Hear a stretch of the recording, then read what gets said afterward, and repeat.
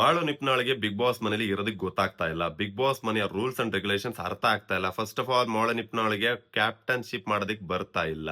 ಇದು big boss ಮನೇಲಿ ಇರ್ತಕ್ಕಂತ ಕೆಲವು ಕಂಟೆಸ್ಟೆಂಟ್‌ಗಳ ಕಂಪ್ಲೇಂಟ್ ಆಗಿತ್ತು. ಸೊ ಹಾಗಾದ್ರೆ ನೀವ್ ಹೇಳಿ, ಬಿಗ್ ಬಾಸ್ ಮನೇಲಿ ಈ ವಾರ ಕ್ಯಾಪ್ಟನ್‌ಶಿಪ್ ಮಾಡಿದಂತ ಮಾಳು ನಿಪ್ನಾಳ್ ಅವರ ಒಂದು ಕ್ಯಾಪ್ಟನ್ಸಿ ನಿಮ್ಗೆ ಇಷ್ಟ ಆಯ್ತಾ?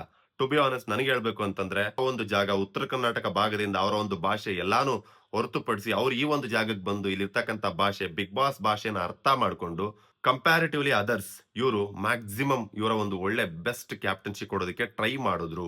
ಇವ್ರು ಎಷ್ಟಾಗುತ್ತೋ ಅಷ್ಟು ಅರ್ಥ ಮಾಡ್ಕೊಂಡು ಕ್ಯಾಪ್ಟನ್ಸಿ ಮಾಡೋದಕ್ಕೆ ಟ್ರೈ ಮಾಡಿದ್ರು. ನಿಜಕ್ಕೂ ನಾನು ಆಕ್ಸ್ ಆಫ್ ಹೇಳಕ್ ಇಷ್ಟಪಡ್ತೀನಿ ಅವರ ಒಂದು ಕ್ಯಾಪ್ಟನ್‌ಶಿಪ್‌ಗೆ. ಬಿಕಾಸ್ ಎಲ್ಲ ಗೊತ್ತಿದ್ದು ಕ್ಯಾಪ್ಟನ್‌ಶಿಪ್ ಮಾಡೋದು ಅದು ಬೇರೆ ವಿಚಾರ. ಆದ್ರೆ ಏನೂ ಗೊತ್ತಿಲ್ಲದೆ ನಾನು ಸರಿಯಾಗಿ ಕ್ಯಾಪ್ಟನ್‌ಶಿಪ್ ಮಾಡಬೇಕು, ಇದು ನನ್ನ ಕರ್ತವ್ಯ ಅಂತಂದೇಳಿ ಹೆಗಲ ಮೇಲೆ ಹಾಕೊಂಡು ಸರಿಯಾಗಿ ಕ್ಯಾಪ್ಟನ್‌ಶಿಪ್ ಮಾಡೋದಕ್ಕೆ ಟ್ರೈ ಮಾಡಿದ್ರಲ್ಲ, ಅದಕ್ಕೆ ನಿಜವಾಗ್ಲೂ ಅಪ್ರಿಶಿಯೇಟ್ ಮಾಡಬೇಕು.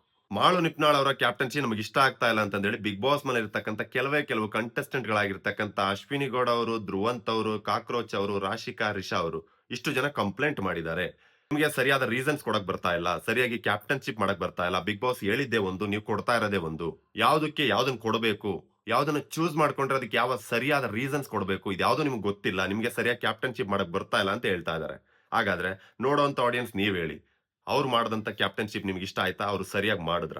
ಕಮೆಂಟ್ ಅಲ್ಲಿ ತಿಳಿಸಿ.